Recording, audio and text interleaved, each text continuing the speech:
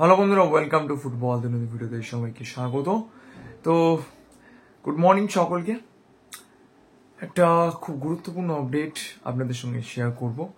আপনাদেরকে প্রথম থেকে একটা কথা বলে যাচ্ছি, ড্রাস্টিক চেঞ্জ, আমূল পরিবর্তন দরকার ইস্ট বেঙ্গল দলে, এবং তাহলে হয়তো ভালো কিছু হতে পারে। এবং সেই আমূল পরিবর্তন মানে অবশ্যই এমন কিছু পরিবর্তনের কথা বলা হচ্ছে যে পরিবর্তনগুলো হয়তো ইস্টবেঙ্গলের কিছু সমর্থকদের ভালো লাগবে না, কিন্তু যেটা করা উচিত।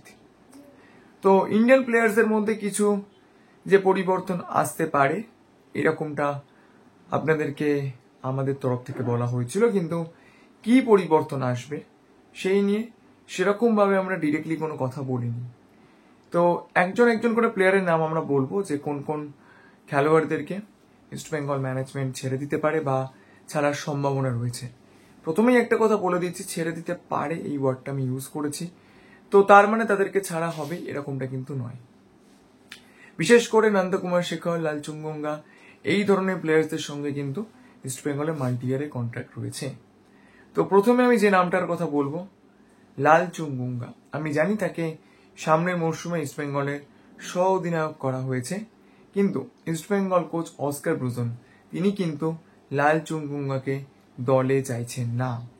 তো অস্কার ব্রুজন তিনি যে থাকবেন এটা খুবই স্বাভাবিক একটা বিষয়। অ্যাটলিস্ট ডুরান্ড কাপ পর্যন্ত তাকে সময় তো দেওয়া হবেই। তো তিনি কিন্তু ম্যানেজমেন্টকে এটা জানিয়েছেন যে লালচুঙ্গঙ্গাকে তিনি আর দলে চান না। আমরা নিশ্চয়ই জানেন, যেটা আমরা সবসময় বলি, ইস্টবেঙ্গল ক্লাবে 365 দিনে 730টা মিটিং হয়। তো সেরকমই একটি মিটিং কালকের ছিল, এবং সেই মিটিংয়ে কোচের তরফ থেকে ইন্ডিয়ান প্লেয়ার্সদের ব্যাপারে নাকি এই আপডেটটা এসেছে যে লালচুঙ্গঙ্গাকে তিনি আর দলে চাইছেন না। যদিও তার সঙ্গে মোস্ট প্রবলি 2026 অব্দি কন্ট্রাক্ট রয়েছে। তো শেষ পর্যন্ত ইস্টবেঙ্গল ম্যানেজমেন্ট কি ডিসিশন নেয় তার ব্যাপারটা নিয়ে সেইটাও কিন্তু একটা ফ্যাক্টর। তার কারণ তাকে ছাড়তে গেলে ক্ষতিপূরণ হয়তো দিতে হতে পারে। এছাড়াও তার যে পারফরমেন্স, মানে মাথা গরম করা থেকে শুরু করে ওভারঅল তার যে পারফরমেন্স, এরকম প্লেয়ারকে কোনো ক্লাব নেবে বলে তো আমার পার্সোনালি মনে হয় না। তো তাও দেখা যাক কি হয়। তবে লালচুঙ্গঙ্গাকে অস্কার ব্রুজন চাইছেন না এইটা কিন্তু মোটামুটি এক প্রকার নিশ্চিত। এরপর দেখা যাক যে ইস্টবেঙ্গল লালচুঙ্গঙ্গার ব্যাপার নিয়ে শেষ পর্যন্ত কি সিদ্ধান্ত নেয়। অন্যদিকে টম অলডেট, আইএসএল লিগ শিল্ড জয়ী এবং কাপ জয়ী দলের অন্যতম নির্ভরযোগ্য ডিফেন্ডার, তার সঙ্গে মোহনবাগান সুপার জায়ান্টের এই সিজনের পরেই কন্ট্রাক্ট শেষ হয়ে যাচ্ছে।